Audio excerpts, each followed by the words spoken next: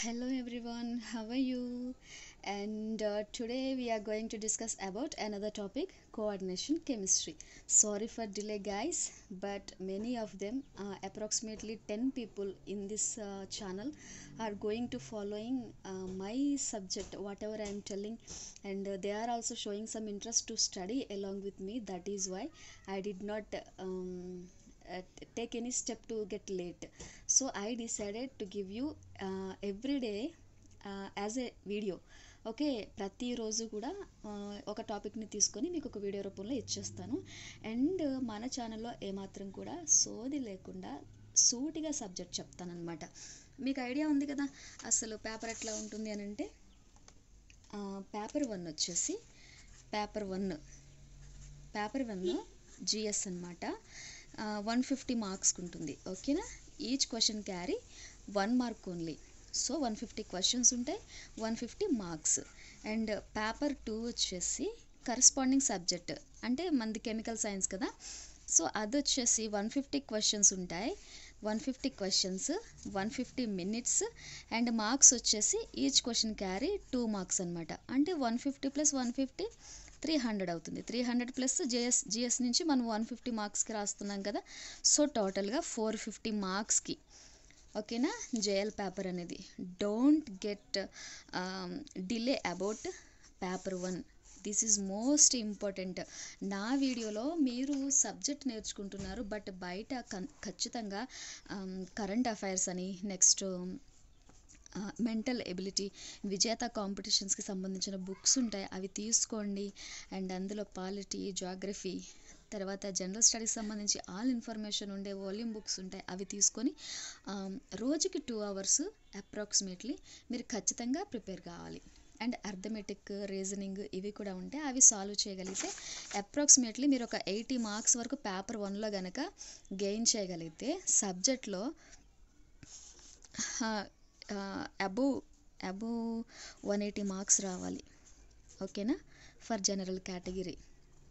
Reservation కేటగిరీలో maybe jobs లేవు అని అనుకుంటున్నాను నేను, బట్ 180 ఖచ్చితంగా రావాల్సిందే. వస్తేనే మీరు కట్ ఆఫ్కి సేఫ్గా ఉంటారు, లేదంటే చాలా కష్టమైపోతుంది. సో ఇంకా స్టార్ట్ చేద్దాం ఈరోజు సెషన్. ఓకేనా, and in this session I am going to discussing about coordination chemistry. While we entering into coordination chemistry, first we have to learn minimum basics about D block elements. మీరు D block elements కి సంబంధించి minimum basics తెలుసుకోలేకపోతే coordination కెమిస్ట్రీని solve చేయలేరు. ఎందుకంటే coordination కెమిస్ట్రీకి వచ్చేసరికి మరలా మనం VBT and MOT, తర్వాత crystal field theory ఇవన్నీ డిస్కస్ చేస్తాం.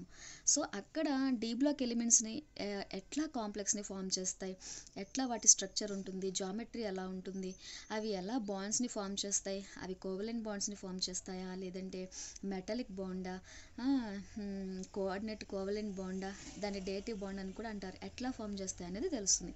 Up to here clear. And let's learn about atomic radii.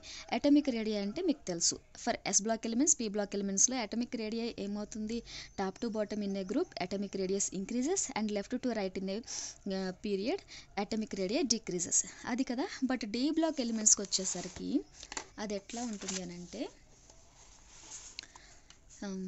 Decreases across the period due to increase in the atomic number.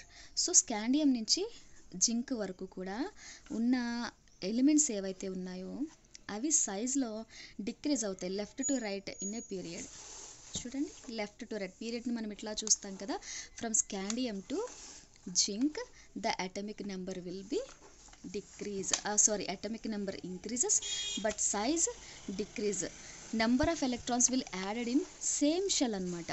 అది ఎట్లా అంటే, ఇప్పుడు ఎస్ బ్లాక్ ఎలిమెంట్స్ తీసుకోండి. S block elements అనేవి 2s ఆర్బిటల్లో last electron అనేది enter అవుతుంది. ఇక్కడతో కంప్లీట్ అయిపోతుంది. ఇది 2pలోకి ఎలక్ట్రాన్ పోదు. 1s ఎస్ బ్లాక్లో ఫస్ట్ గ్రూప్లో ఒక ఎలక్ట్రాన్ ఫిల్ అవుతుంది, అండ్ సెకండ్ గ్రూప్లో సెకండ్ ఎలక్ట్రాన్ ఫిల్ అవుతుంది. సో ఎస్ బ్లాక్ ఇక్కడతో కంప్లీట్ అయిపోతుంది. బట్ పీ బ్లాక్ ఎలిమెంట్స్కి వచ్చేసరికి ఎలక్ట్రాన్స్ అనేవి పీ బ్లాక్లో యాడ్ అవుతూ ఉంటాయి. 1 ఎలక్ట్రాన్ పీ ఆర్బిటల్లో యాడ్ అవుతూ ఉంటుంది, అప్ టు 6 ఎలక్ట్రాన్స్ యాడ్ అవుతాయి. సో ఇవి టోటల్గా ఈ షెల్లో ఎల్ షెల్లో 8 ఎలక్ట్రాన్స్ ఉంటాయి, and they will follow octet rule. ఇవి మనకి తెలుసు కదా. అండ్ నెక్స్ట్ షెల్ వచ్చేసి నెక్స్ట్ డి బ్లాక్ ఎలిమెంట్స్కి వచ్చేసరికి అనదర్ షెల్ యాడ్ అవుతుంది, ఎం అనే షెల్ యాడ్ అవుతుంది. అందులో ఎస్ ఆర్బిటల్ ఉంటుంది, పి ఆర్బిటల్ ఉంటుంది అండ్ డి ఆర్బిటల్ ఉంటుంది. ఇవన్నీ ఫుల్లీ ఫిల్డ్ అనమాట. ఇందులో 2 ఎలక్ట్రాన్స్, ఇందులో 6 ఎలక్ట్రాన్స్ ఫిల్ అయిపోగా and 1 electron from scandium to zinc, 1 electron add అవుతూ జింక్ దగ్గరకు వచ్చేసరికి టోటల్గా ఈ డి ఆర్బిటల్ అనేది ఫిల్ అయిపోతుంది. ఓకేనా, అది ఇక్కడ చూపించాను. For a d block element we will have another extra shell and afterwards number of electrons started adding into it and while the electrons adding in the same shell మనం ఏం చేస్తాం, left నుంచి రైట్కి పీరియడ్లో ఒక్కటే షెల్ ఉంటుంది but number of electrons అనేవి add అవుతూ ఉంటాయి. But top to bottom in a group ఏమవుతుందంటే నెంబర్ ఆఫ్ షెల్స్ కూడా యాడ్ అవుతూ ఉంటాయి అనమాట. షెల్స్ యాడ్ అయినప్పుడు ఏమవుతుంది, మధ్యలో ఉన్న ఎఫెక్టివ్ న్యూక్లియర్ ఛార్జ్ అనేది అంటే న్యూక్లియస్ ఉంటుంది కదా, అది సింక్ అవుతుంది అనమాట. నెంబర్ ఆఫ్ షెల్స్ దాని చుట్టూరు యాడ్ అవుతూ ఉంటాయి. నెంబర్ ఆఫ్ షెల్స్ అంటే ఇన్నర్ షెల్స్లో ఉన్న ఎలక్ట్రాన్స్ అవుటర్ షెల్స్లో ఉన్న ఎలక్ట్రాన్స్ని షీల్డ్ చేస్తూ ఉంటాయి. సో సైజ్ అనేది ఎక్స్పాండ్ అవుతూ ఉంటుంది. బట్ లెఫ్ట్ టు రైట్ ఏమవుతుంది అంటే ఎఫెక్టివ్ న్యూక్లియర్ ఛార్జ్ అనేది ఇంక్రీజ్ అవుతుంది అనమాట. ఎఫెక్టివ్ న్యూక్లియర్ ఛార్జ్ ఇంక్రీజ్ అవుతుంది ఎందుకు అని అంటే నెంబర్ ఆఫ్ ఎలక్ట్రాన్స్ అనేవి సేమ్ షెల్లో యాడ్ అవుతూ ఉంటాయి. సో టోటల్గా ఇప్పుడు అవుటర్ మోస్ట్ షెల్లో 8 ఎలక్ట్రాన్స్ ప్లస్ డి బ్లాక్ నుంచి డి ఆర్బిటల్ నుంచి 10 ఎలక్ట్రాన్స్. సో టోటల్గా ఎం షెల్లో ఎన్ని ఎలక్ట్రాన్స్ ఉంటాయి, ఇప్పుడు 18 ఎలక్ట్రాన్స్ ఉంటాయి. ఓకేనా, ఈ 18 ఎలక్ట్రాన్స్ని సాటిస్ఫై చేసే ఏకైక ఎలిమెంట్స్ ఏంటి అని అంటే డి బ్లాక్ ఎలిమెంట్స్ లేదా ట్రాన్సిషన్ మెటల్ ఎలిమెంట్స్. చూడండి, outer most shell contain 8 to 18 electrons, generally contain 2 electrons in ns orbital but the shell has expanded by including d orbitals. దీన్ని పెనల్టిమేట్ షెల్ అంటారు. ఓకేనా, దీన్ని ఇట్లా చూపిస్తాం. అంటే ఫస్ట్ ఎస్ ఆర్బిటల్ ఉంది, నెక్స్ట్ ఆ తర్వాత డి ఆర్బిటల్ అనేది ప్రజెంట్ అవుతూ ఉంటుంది అనమాట. ఇదిగో ఫస్ట్ ఎస్ ఆర్బిటల్ ఉంటుంది, నెక్స్ట్ డి ఆర్బిటల్ ఉంటుంది. కాబట్టి n-1 చేస్తాం. అంటే ఈ n అనేది నెంబర్ ఆఫ్ షెల్స్, 1 మైనస్ చేసి దాన్ని పెనల్టిమేట్ షెల్ అని అంటాం. n-1 అని రాసినప్పుడు నెంబర్ ఆఫ్ షెల్స్ వస్తాయి. n-1 ఎందుకు చేయాలి అని అంటే చూపిస్తాను. యాక్చువల్లీ ఇది 4th పీరియడ్ కదా, స్కాండియం, టైటానియం, వెనేడియం అనేది 4th పీరియడ్. బట్ దీన్ని 3D సిరీస్ అని పిలుస్తాం. ఎందుకు 3D సిరీస్ అంటే ఫస్ట్ ఎస్ ఆర్బిటల్ ఉండి నెక్స్ట్ డి ఆర్బిటల్ ఉంటుందన్నమాట. ఇప్పుడు n-1 చేసినప్పుడు ఏమవుతుంది, n-1 అని అంటే నెంబర్ ఆఫ్ షెల్స్ ఎంత, అది 4th షెల్, 4th పీరియడ్లో ఉంది. చూడండి, 4th పీరియడ్ 4 - 1 అంటే 3 వచ్చింది కదా. ఇప్పుడు 3 అనే ఆర్బిటల్ నుంచి షెల్ నుంచి డి ఎలక్ట్రాన్స్ స్టార్ట్ అవుతున్నాయి. Up to here clear and let's see. ఈ పాయింట్స్ నోట్ చేసుకోండి గబగబా. అండ్ ఒకవేళ ఈ పాయింట్స్ అని మీకు తెలిస్తే కనుక వీడియో స్పీడ్లో పెట్టేసుకొని స్పీడ్గా ఫార్వర్డ్ చేసేసేయండి, టైం వేస్ట్ చేసుకోకండి. Decreases across the period atomic రేడియా, increases in atomic number scandium to 30, increase in effective nuclear charge, decrease in the size or volume. చెప్పాను కదా ఎందుకు సైజ్ డిక్రీజ్ అవుతుందంటే ఎఫెక్టివ్ న్యూక్లియర్ ఛార్జ్ ఇంక్రీజ్ అవడం వల్ల ఈ outer most షెల్లో ఉన్న ఎలక్ట్రాన్స్ని లాగి పట్టుకుంటుంది న్యూక్లియస్ అనేది. సో సైజ్ అనేది కంప్రెస్ అవుతుంది. And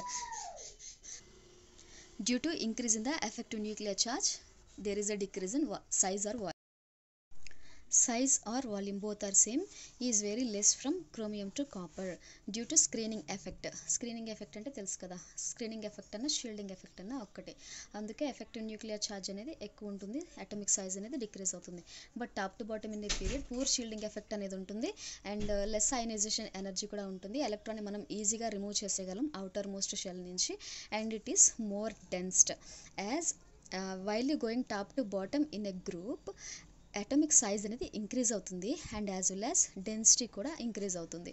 but volume is inversely proportional to density. ఎందుకు ఇన్వర్స్లీ ప్రపోర్షనల్ అన్నాం, this is belongs to period.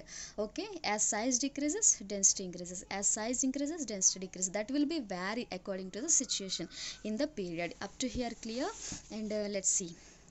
This is the D block elements I have given as a table.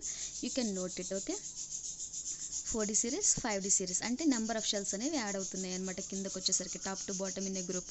ఇవి groups scandium, yttrium, లాంథినం, ఇవి group.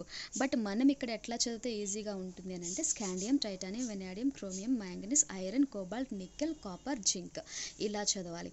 And ఇక్కడ zinc, cadmium, మెర్క్యూరియన్ అనేది fully field orbitals అనమాట. D block element అనేది D ఆర్బిటాల్లో electrons ఫుల్గా fill అయిపోయి ఉంటాయి చూడండి. 4d10 and 5d10. ఎందుకు 4 5 3 4 5 అంటే ఇవి నెంబర్ ఆఫ్ షెల్స్, ఇంక్రీజ్ అవుతున్న shells.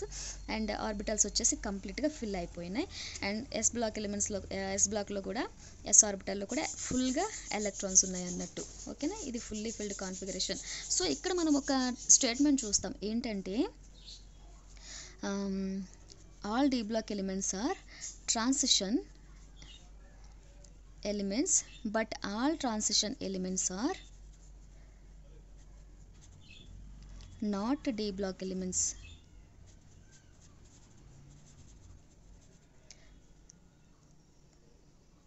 No, sorry, all transition elements are d block elements. ఇది నోట్ చేసుకోండి. All transition elements are d block elements, but all d block elements are not transition elements. Okay, all transition elements are d block elements అంటే ఇవన్నీ కూడా transition ఎలిమెంట్సే కదా, ఇవన్నీ కూడా D బ్లాక్లోనే ఉన్నాయి. But D బ్లాక్లో ఉన్న ప్రతి ఎలిమెంట్ అనేది ట్రాన్సిషన్ మెటల్ కాదు అని అన్నట్టు. ఇవి ట్రాన్సిషన్ మెటల్ కిందకి రావు, ఎందుకంటే అవి ఫుల్లీ ఫిల్డ్ కాన్ఫిగరేషన్ ఉన్నవి. వీటి అయనైజేషన్ ఎంథాల్పీస్ కానీ రియాక్టివిటీ కానీ ప్రతిదీ కూడా డిఫరెంట్గా ఉంటుంది. Okay, and iron, cobalt, nickel వీటికి కూడా సమ్ ఎనర్జీస్ అనేవి పనిచేస్తుంటాయి రియాక్టివిటీలో. బట్ ఇక్కడ zirconium, niobium and molybdenum, hafnium, tantalum, tungsten వీటికి ఎందుకు బ్లాక్ చేసా అంటే due to lanthanide contraction. Lanthanides, actinides, f block elements అనే వాటికి ఇవి దగ్గర ఉన్నాయి కాబట్టి వీటి సైజు మనం టాప్ టు బాటమ్ ఇంక్రీజ్ అవుతుందని చెప్పుకున్నాం కదా, ఆ ఇంక్రీజ్ అనేది అంత గ్రేట్ ఇంక్రిమెంట్ ఉండదు, జస్ట్ సిగ్నిఫికెంట్ ఇంక్రీజ్ మాత్రమే కనిపిస్తుంది. అక్కడ ఆ పాయింట్స్ ఇక్కడ ఇచ్చాను. Slight increase down the group, increase significantly. Okay, due to lanthanide contraction. Iron to nickel atomic radii is minimum. Iron to nickel atomic radii is minimum, తక్కువ ఉంటుందంట. After words increases to the end of the series. Actually left నుంచి రైట్కి మరి P block elements లాగానే significant decrease అనేది ఉండొచ్చు కదా, but ఇక్కడ అలా ఐ మీన్ కంటిన్యూస్ డిక్రీజ్ అనేది ఉండొచ్చు కదా, అలా ఉండదట. ఇక్కడ సిగ్నిఫికెంట్ డిక్రీజ్ అంటే కొంత తగ్గుతుంది, కొంత పెరుగుతుంది అన్నట్టు. వీటికి తగ్గుతుంది. అండ్ ఆఫ్టర్ వర్డ్స్ కాపర్ నుంచి జింక్ వరకు అటామిక్ రేడియై అనేది పెరుగుతుంది. Afterwards increases to the end of the series. Okay, due to the repulsion of electrons present in the inner shells. దీన్ని స్క్రీనింగ్ ఎఫెక్ట్లో చూసాం మనం. ఇక్కడ రిపల్షన్ అని మెన్షన్ చేశారనమాట డి బ్లాక్ ఎలిమెంట్స్కి. Therefore electronic cloud will be expanded. Electronic cloud ఏమవుతుందంటే expand అవుతుంది. చూడండి, ఎలక్ట్రానిక్ క్లౌడ్ ఎక్స్పాండ్ అవుతుంది న్యూక్లియస్ నుంచి ఎక్కువ. Okay, and C another point. Atomic volume and densities are directly proportional to atomic radii. అంటే atomic volume అనేది అంటే సైజ్ అనేది అండ్ డెన్సిటీ అని అనేది directly proportional to atomic radii అని చెప్పేసి అన్న. ఈ point important. And increases down the group according to size. Increases, size ఎలా ఇంక్రీజ్ అవుతుందో అలాగే డెన్సిటీ కూడా ఇంక్రీజ్ అవుతుంది, అటామిక్ రేడియై ఇంక్రీజ్ అవుతుంది. But decreases left to right in a period. As size decreases atomic radii decreases. But size అనేది రెగ్యులర్గా decrease అవుతుందా? లేదు, సిగ్నిఫికెంట్ డిక్రీజ్ ఉంది. సో అక్కడ డెన్సిటీ అనేది వ్యారీ అవుతుంది, మారుతుంది అనమాట. అది మీరు ఒకసారి చూసుకోండి.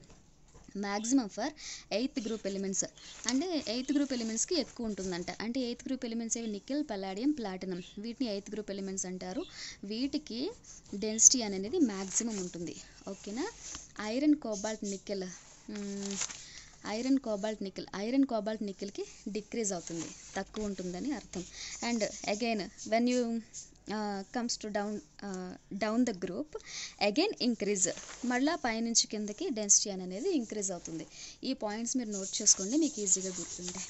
ఓకేనా. అండ్ మెటాలిక్ క్యారెక్టర్ వచ్చేసి మనం డి బ్లాక్ ఎలిమెంట్స్లోనే చాలా ప్రాపర్గా చదువుతాం, ఎందుకంటే ఇవి metals, all are metals and hard metals అనమాట.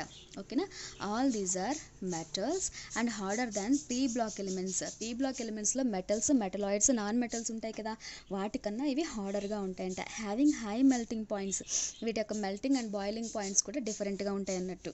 And they are ductile. What is mean by ductile? మనం ఎలక్ట్రిక్ వైర్స్ని చూసినప్పుడు లోపల ఐరన్, తర్వాత టంగ్స్టన్, నెక్స్ట్ లెడ్తో చేసిన ఫిలమెంట్ వైర్స్ ఉంటాయి కదా, అవన్నీ ఏంటి మెటల్సే. వాటిని మనం వైర్లోకి ఎక్కించగలం అనమాట. ఆ క్యారెక్టరిస్టిక్ని డక్టైల్ అంటారు. Malleable, and they are malleable means we can push them into sheets. వాటిని గట్టిగా ఒత్తి ఒక షీట్లోకి కూడా ఎక్కించగలం అన్నట్టు, అంత హార్డ్గా ఉంటాయి అన్నమాట ఈ మెటల్స్ అనేవి. 8th group elements are softer and more ductile. Iron, nickel, palladium, platinum. 8th group elements nickel, palladium, platinum ఇవి ఉన్నాయి కదా, అవి చాలా సాఫ్ట్గా ఉంటాయి అండ్ మోర్ డక్టైల్, అంటే వాటిని ఇంకా ఈజీగా మనం వైర్లోకి ఎక్కించగలుగుతాం. And they are good conductor of electricity. ఎందుకు గుడ్ కండక్టర్ ఆఫ్ ఎలక్ట్రిసిటీ అంటే they have a presence of free electrons అనేవి ప్రజెంట్ అయి ఉంటాయి మెటల్లో. అవి ఏం చూస్తే ఈజీగా ఫ్లో అయిపోతాయి, మెటల్ అంతా ఫ్లో అయిపోతూ ఉంటాయి. That is why we should call them as a good conductor of electricity, d block elements particular.